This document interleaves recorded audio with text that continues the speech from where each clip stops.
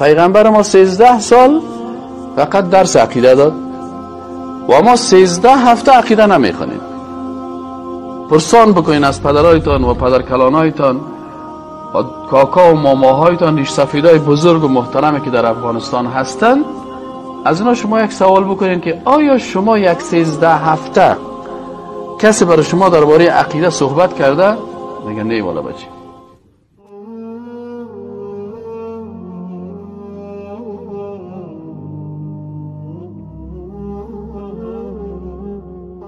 الله الرحمن الرحیم.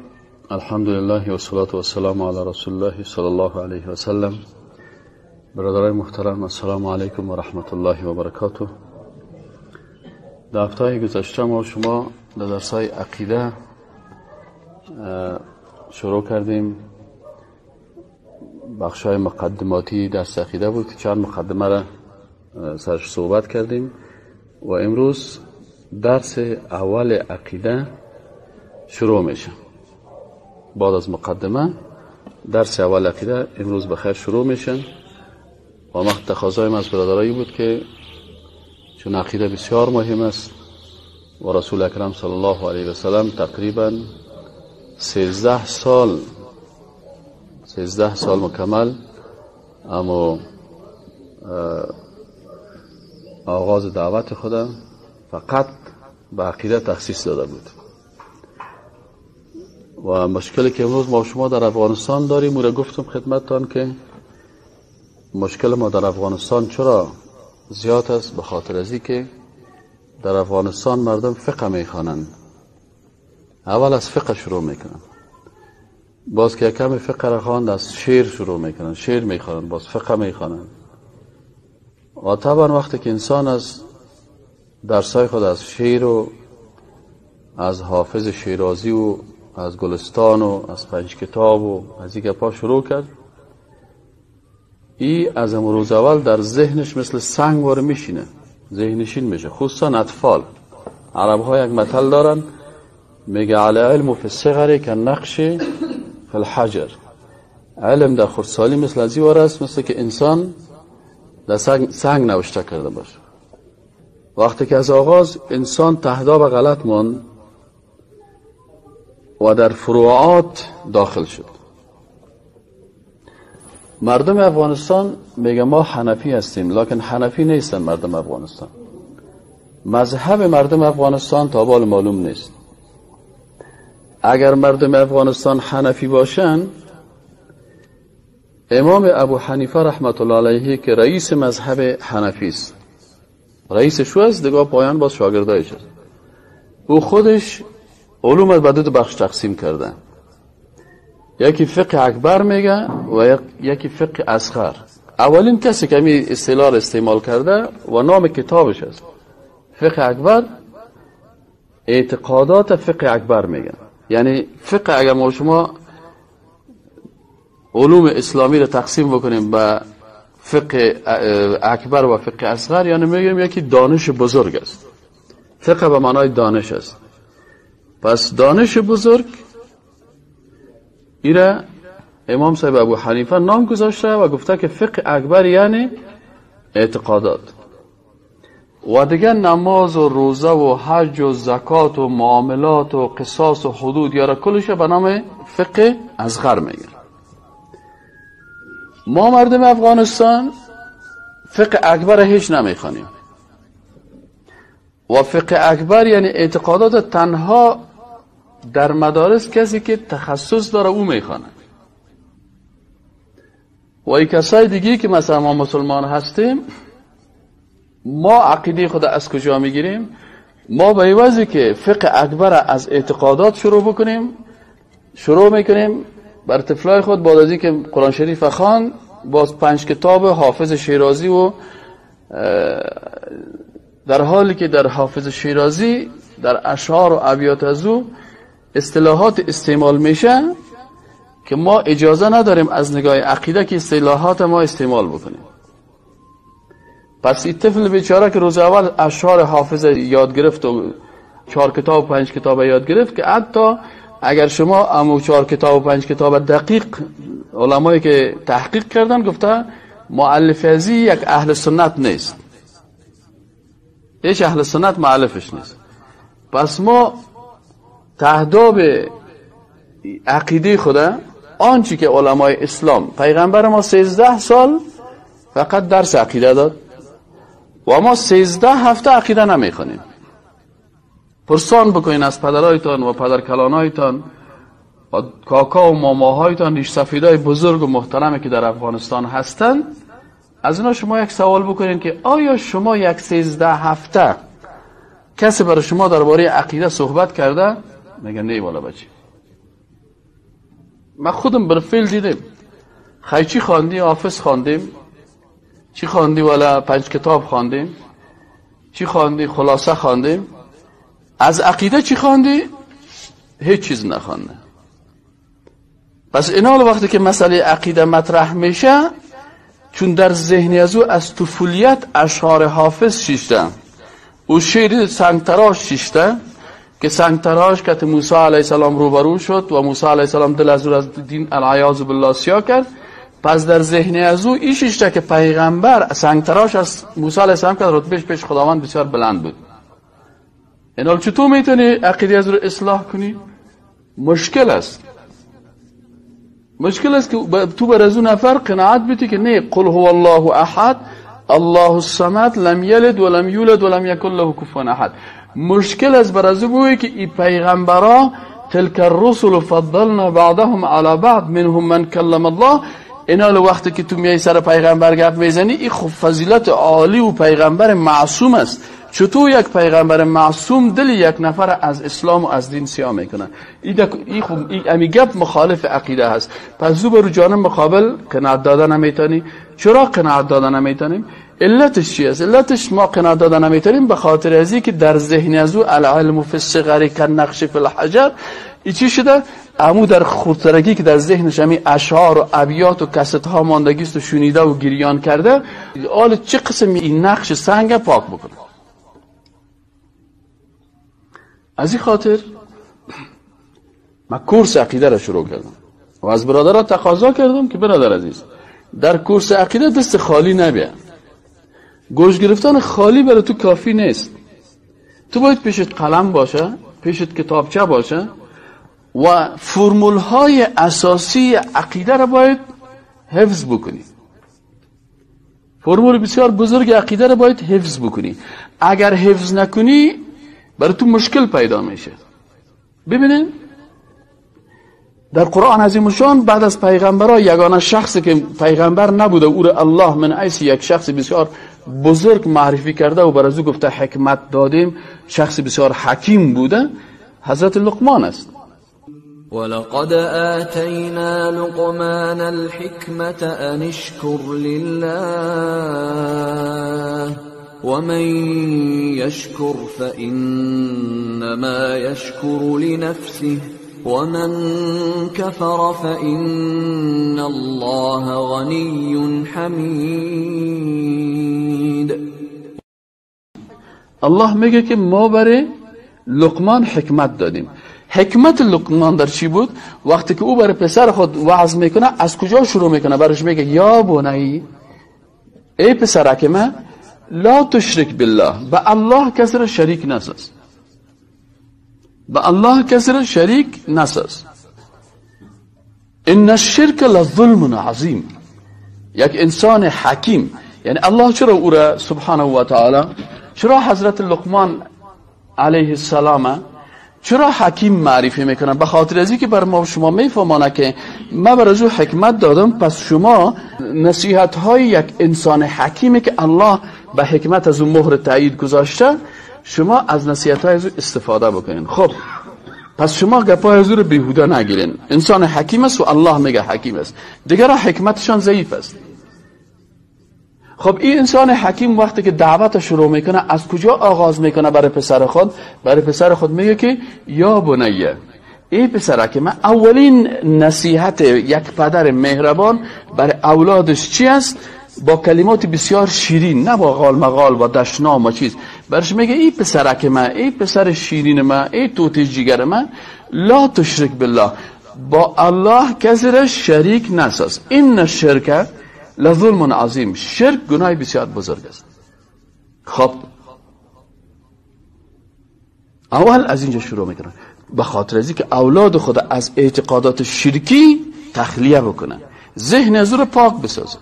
اون روز یک چند نفر میمانا خانم آمده بودن، یک کسی گفت استاد مثلا دایی چی مشکل است که یک نفر در زیارت بره و از زیارت بر زیارت بوده که تو واسطه شو یا تو خودت یا یک کس مستقیما یا غیر مستقیم بر زیارت میگه بر من بچه بده. یعنی از نگاه عقیده چی مشکل داره؟ اون نظر خدا گفت. من گفتم راستی به نظر شما هیچ مشکل نداره، اما اگر تو در فرمول اعتقادی رپرتی مشکل داره. فرمول اعتقادی چی هست؟ گفتم فرمول اعتقادی هست که خالق الله هست و او الله ذات مهربان است و او الله ذات است که با مخلوق خود از شارع گردن کرده هم نزدیکتر است. پس اینال وقتی که تو در زیارت میری و از زیارت صاحب زیارت میگه که برای من یا خودت بچه بده یا واسطه مشو که من صاحب بچه شوم، در حقیقت امی صفت خالق بودن الله را به این مخلوق دادی و امی که صفت خالق بودن الله را به یک مخلوق دادی، در صفت خالق مخلوق شریک کردی و شرک شریک کردن مخلوق در یکی از خصوصیت های خالق است. خود شرک چی است؟ در ذات شریکش کردی، در صفات شریکش کردی یا در عبادت شریکش کردی، شرک شد. و انسانی که کارا میکنه بعد از دیدگاه عقیده اسلامی در صف مشرکین داخل شد. تو میری مثلا برای شاهد شمشیره میگه که ای شاهد شمشیره برای ما بچه بده. از نگاه لفظی کدام مشکل برای تو نداره، اما از نگاه اعتقادی مشکل پیدا میشه، به خاطر از اینکه تو شاهد شمشیره در صفت خالق بودن الله شریک ساختی. حضرت محمد هم بر کس بچه میداد؟ اگر بچه میداد اول بر خود میداد. مثلا اگر من بتانم بچه بتم، اول باید یک 20 تا بچه جوان بر خود داشته باشم همیشه از من دفاع کنه. اگر شفا بتانم داده، اول باید میگه که طبیب است اول چشم کور خود علاج کن. اینا اگر حضرت محمد صلی الله علیه و آله میتونست شفا بده، بچه که خودش در آغوش خودش جان نمیداد. ابراهیم بچهش فوت میکنه و پیغمبر گریه میکنه. پس پیغمبر نمیتونست بر بچه خود شفا بده، چون شفا دهنده الله هست و نمیتونست بر خود بچه بده. از این خاطر وقتی که مشرکین در جانش آمدن و شب از خانه کشیدنش و هجرت کرد و رفت در خانه ابوبکر صدیق، همراه ابوبکر صدیق اونجا رفت. پس اگر میتونست برای کس بچه بده، اول برای خود یک 10-15 بچه بسیار خوب آمد و قوی میداد و این بچهش از این دفاع میکردن. پس پیغمبر برای خود و برای کس اولاد دادن نتونستن. چطور میتونه کسایی که از او کده پایین تر از او برای کس اولاد بده؟ هیچ کسی ادعا نکردن. نه پیغمبر سم ادعا کرده، نه صحابه کرام ابوبکر صدیق یا عمر فاروق یا عثمان یا علی یا حسن یا حسین یا بلال یا شاهد شمشیره، هیچ کسی از مسلمان های عصر اول ادعا نکرده که من برای کس بچه میتم. این ما هستیم که محبت افرادی غلط داریم. صفت خالقه برای یک مخلوق دادیم، مثل خاطر مشکل پیدا شد. اینال چرا این ما نمیفهمیم؟ به خاطر از اینکه ما برای عقیده اسلامی وقت نمیتیم. درباره محیط زیست صحبت میکنیم، درباره عروسی اسلامی صحبت میکنیم، درباره نماز صحبت میکنیم، درباره اعتکاف صحبت میکنیم، درباره حج صحبت میکنیم، لکن درباره صفات الله صحبت نمیکنیم. درباره عقیده اسلامی صحبت نمیکنیم. به این خاطر بر ما مشکل پیدا میشه. اینال ما و شما ان شاء الله تعالی شروع میکنیم به درسای عقیده، لکن تقاضای ما از برادران اینمی هست که وقتی که درس عقیده را میخونین، به خاطر از اینکه تو مکلفیت داری، یا ایها الذین آمنوا قوا انفسکم و اهلیکم، شما تنها خود از آتش دوزخ وقایه نکنین، بلکه خود وقایه بکنین و اهلیکم و اعضای خانواده تانه. اگر تو یک 4 چیز نوشته کنی و همین نوشته تا باز بری شب امرای اولادای تکرار بکنی، امرای برادرای تکرار بکنی، اعضای خانواده تکرار بکنی. والا امروز من در نماز جمعه رفتم، در نماز جمعه یا در روز جمعه رفتم در حلقه درس اشتراک کردم. خب اگر اشتراک تو به اخلاص باشه در درس جمعه، روز یک تجار به یک پروژه اسلامی کمک میکرد، گفت والا من یک چند نفر کمک میکنم، بازارنده هم انشالله کمک میکنم. من گفتم اگه خداوند قبول کرد باز دیگه انشالله چی میشه؟ توفیق میدید که دیگه هم کمک کنی. اگر نه که خدا قبول نکرد باز دیگه توفیق از پیشت میگیره. کلی خنده کرد. همین روز جمعه هم مترست. اگر آمدن امروز جمعه الله قبول کرد در خانه خود منایس میمان خود پذیرفت، باز جمعه آینده هم میایی. اگر همین جمعه کامل جمعه ما شیطان برات میگه چی میکنی؟ برو چه خوب فیلماست تو آمدی اینجا وقت تضایع میکنی. لکن وقتی که الله برای توفیق نصیب کرد، باید قلم، کتابچه، ولو که یک CD رو مشنوی یادداشت بگی، نوشته بکن. باور بکنید در کشورهای عربی من یک روز در یکی از موترها که کمرای حاجیه بودم، بر از من تقاضا کردند این موتر شما بعضی احکام بگوین. لبیک اللهم لبیک لبیک لا شریک لک لبیک ان الحمد والنعمة. خب چون سفر طویل بود، من مایک گرفتم، اما دریور مصری بود.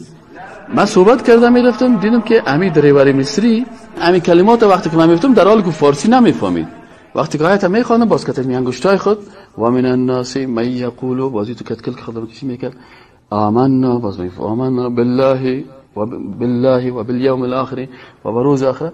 میبینیم که امرای من ای با می انگشتای خود و با می حرکتای خود امی کلمه و کلمه را محاسبه میکنه. گفتم سبحان الله، اینی مردم است که واقعا از درس و از چیز ایناله اهمیت آن چیزی که درک بکنیم باز ضرورتشه، باز ما میتونیم. از این خاطر در درس عقیده همیشه ما تکرار میگیم است که برادرای عزیز باید دست خالی به خاطر از نمیاریم که اگر یادداشت داشتی، بازی یادداشت کمک میکنه تو را که منیس یک دعوتگر مسلمان در یک مجلس دیگه باز همین کلمات اونجا تکرار کنی. اگه کدام چیزی یاد رفت فورا از سنت سهل میکنی و میگی والا این کلمه، پس تو تانیستی که خدا یک دعوتگر خوب اسلام بسازی. خب فصل اول اینجا نوشته کردیم که شناخت عقیده اسلامی، عقیده در لغت. بسم الله الرحمن الرحیم. علامه ابن فارس چی میگن؟ اونا علما میگن عقیده از کلمه عقد گرفته شده. عقد گرفته شده و خود کلمه عقد به معنای بستن است. گری را عقده میگن. یک نفر میگه بسیار یک نفر عقدمند است. چرا میگن عقدمند است؟ به خاطر از اینکه امی خون از او در داخل چی شده؟ گری خورده، امی افکار زشت بسیار برش یک عقده پیدا کرده. پس کلمه عقد در زبان عربی هم به حساب معنویت استعمال میشه، هم به حساب مادیت استعمال میشه. وقتی که میگیم که یک رسوان یک کسی با دیگه گری کرد، اینه میگه عقد الحبل. چی کرد؟ رسوان چی کرد؟ گری کرد. مثلا ما میخوایم که این طرف لنگی ما امروی این طرف دیگهش گری بزنیم، این قسم اینی رو میگن عقد، بستن. این قسم عقد یعنی گری بستن، این تو گری زدن. عقد تو اینه ما میگم این عقد تو القماشه، من این لباس چی کردم؟ با هم گری کردم. پس عقد به معنای بستن است. هر چیزی که با چیز دیگه بسته میشه او رو چی میگن؟ عقد میگن. تاره بسته میکنی، رسوان بسته میکنی، همیشه استعمال. در چیزای معنوی هم عقد استعمال میشه. مثلا میگن عقد نکاح، یعنی بستن رابطه بین دو شخص، عقد نکاح میگن. پس چرا عقیده را عقیده میگن؟ به خاطر از اینکه تو رابطه ایت با خالق متعال بسته میکنی. اینا کسی که درس عقیده نخوانده رابطهش با خالق بسته هست یا نیست؟ نیست. پس او همیشه مخالف عقیده است.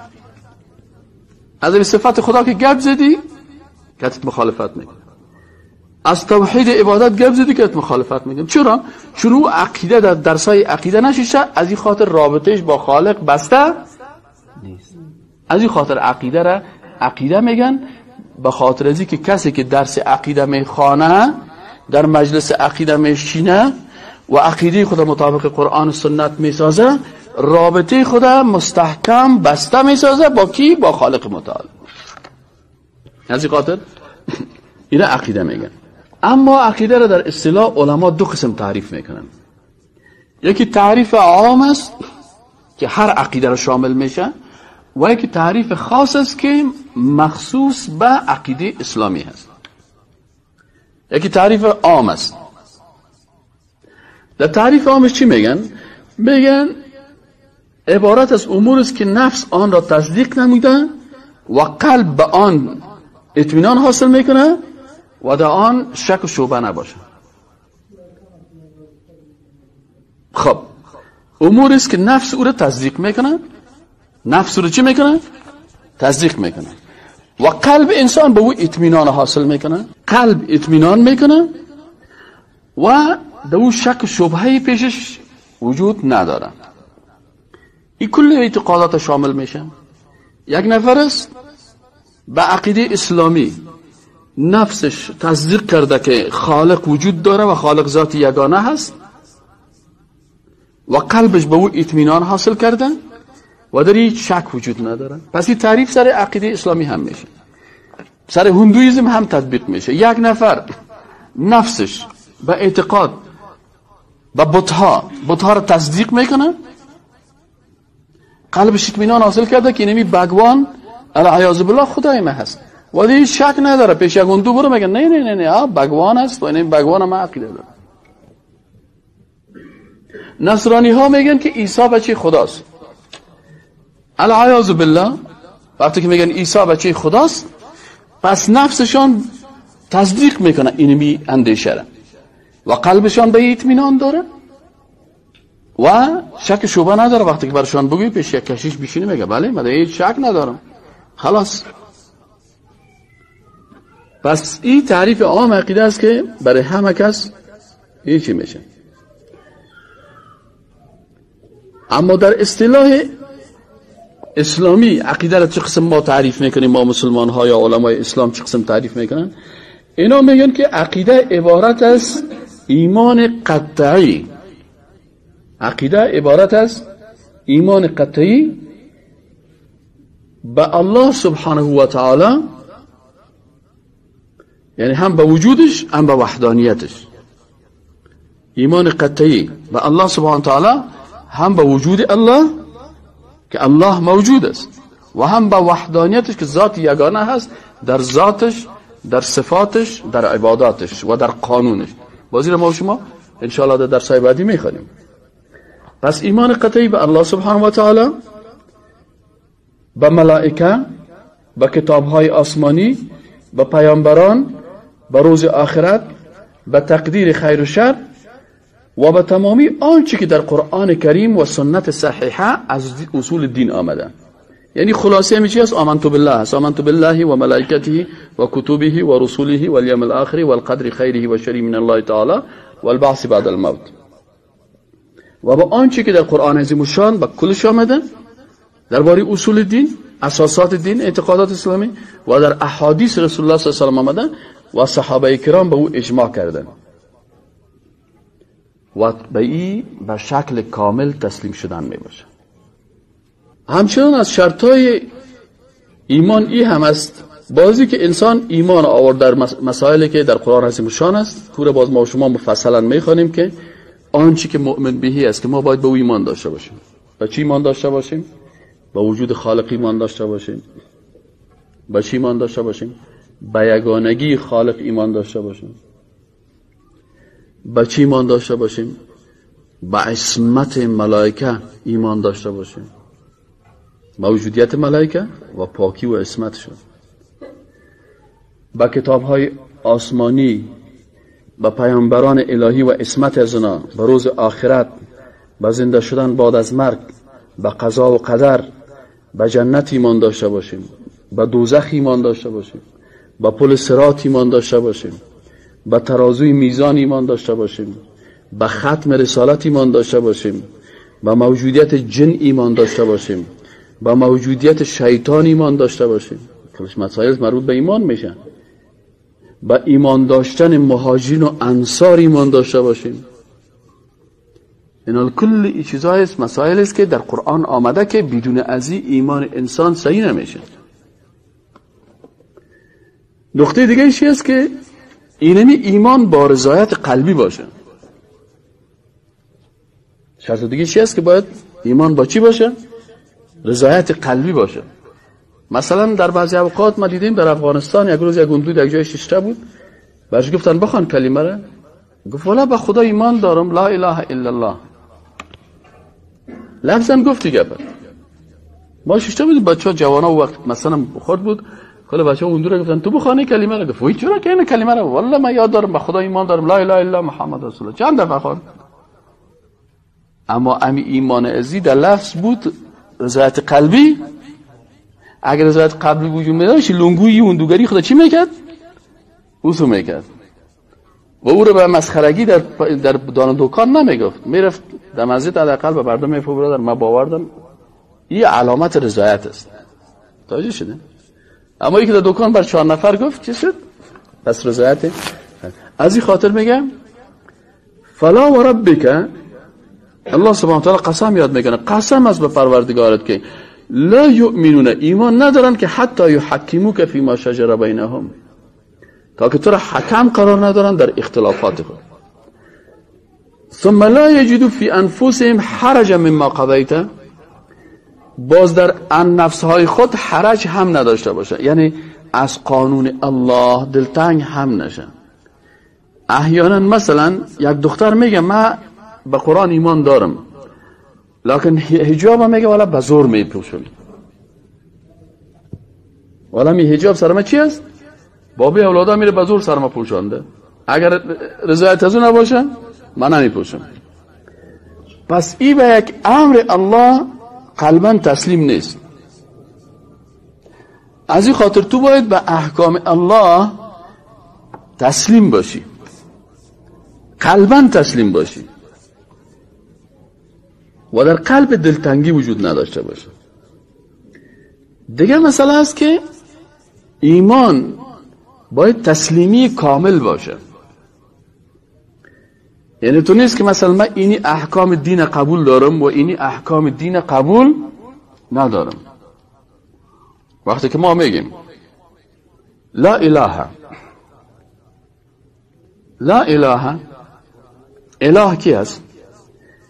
اله کسی است که عبادت میشه و قانونش تطبیق میشه، هم عبادت میشه و هم قانونش تطبیق میشه.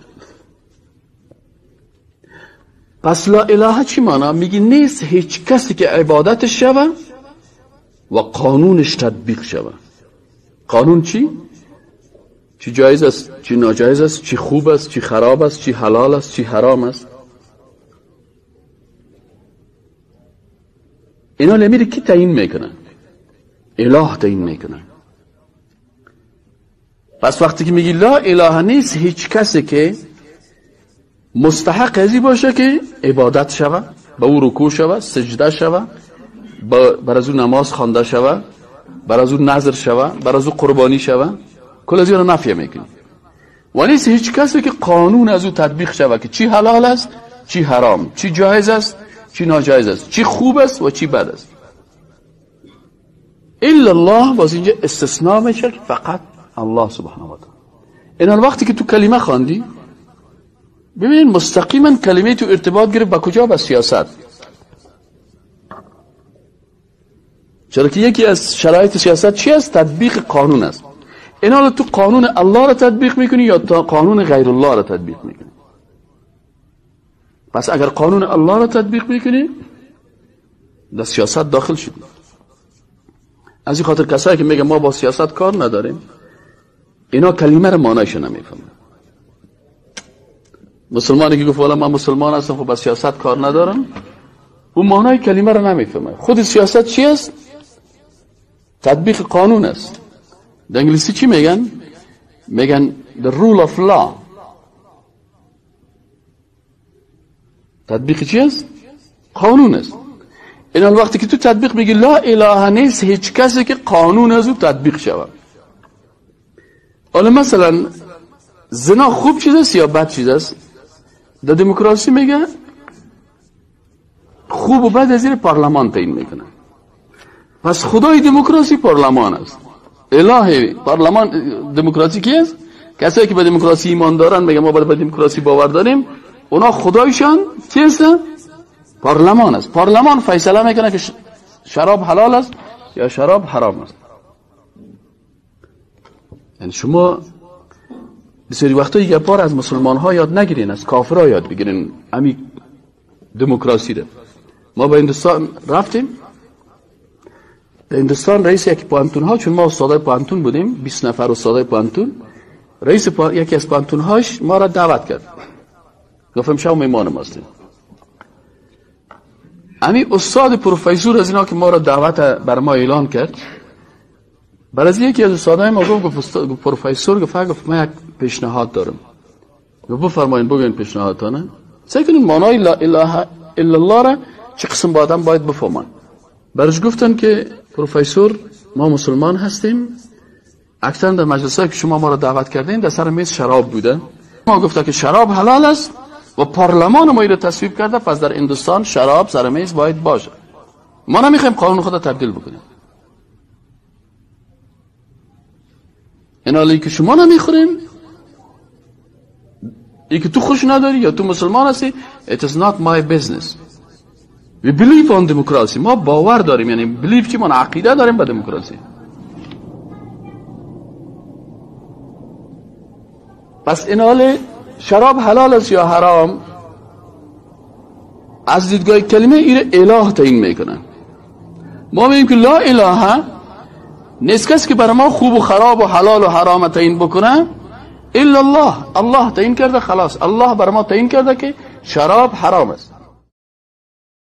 وما كان لمؤمن ولا مؤمنة إذا قضى الله ورسوله أمرا أن يكون لهم الخيرة من أمرهم ومن يعص الله ورسوله فقد ضل ضلالا مبينا. وما كان لمؤمن ولا مؤمنة إذا قضى الله ورسوله أمرا أن يكون لهم الخيرة.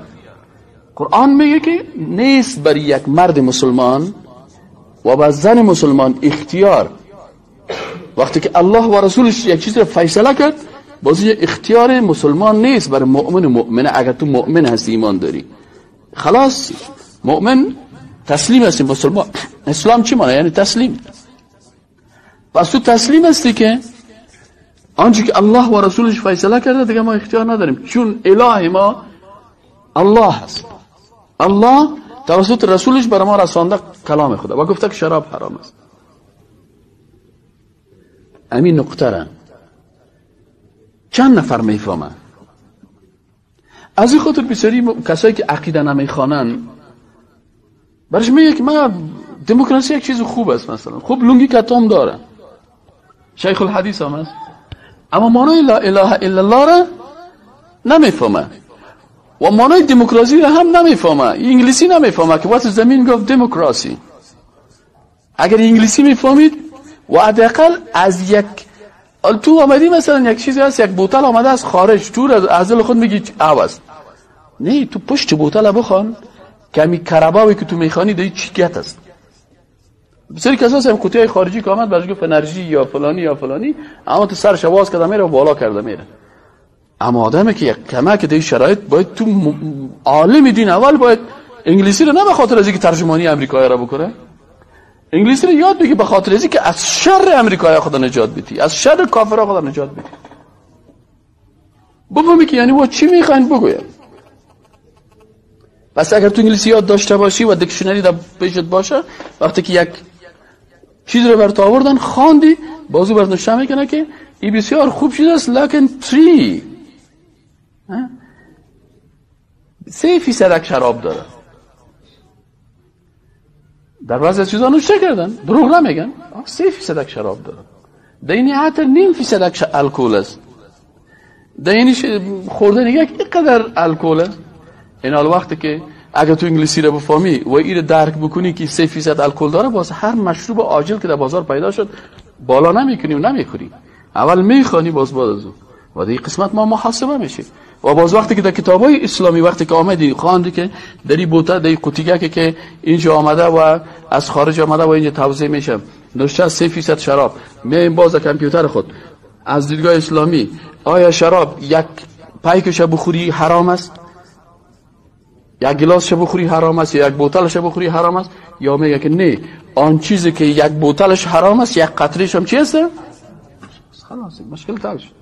پس باید با این مقایسه بکنی، اینو با این تا که ایمانت حفظ بکنی. حالا بعضی کسا از قرآن هم میفهمه بوتلا رو نمیشناسه، قرآن هم میفهمه، فقه رو میفهمه، لیکن از این خبر نداره که مرغی که از برازیل در افغانستان میاد، آیا در برازیل امروز اونجا قانون اهل کتاب است و یا قانون دموکراسی که در اونجا نو ریلیجن؟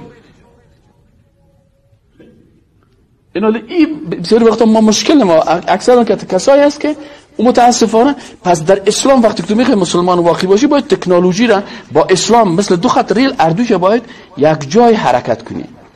اما از ساینس بفهمی، اما از فقه واقعی در عصر چی واقع میشه امیر معلومات داشته باشی و اما از قرآن و سنت معلومات داشته باشی. او کسی که از قرآن و سنت خبر داره لکن واقعی که امروز در جهان چی گپ است نمیفهمن، این خودش از دین خارج میشه. فتوا میده بخورین گوشت. امیال چقدر از مولوی صاحبای هستن متاسفانه که می گوشتایی که از برزیل میایه، از چین میایه، از خارج میایه، میگن بخورین. خودشام 6 تا بخورین، نفس حلالت، بسم الله بگو بخور، ماشم چی بگو بخور، خلاص. خیسر شراب هم که از خارج آمدن میگن هر چی که بسم الله گفتی حلال میشه. بعضی کسا همین نظر داره که سر هر چیز بسم الله گفتی حلال میشه. خود سر حرام 16 دفعه که بسم الله بگی حلال نمیشه. ایناله مشکل چی است؟ که نمیفهمن. وقتی که نفهمید بسیاری کساست مرغا را میگن بخورین. چرا؟ میگه که اما اگر تحقیق کنه، یک تلفن کنه به سفیر برزیل و برش بگویم و یا حداقل امروز خو اینترنت است.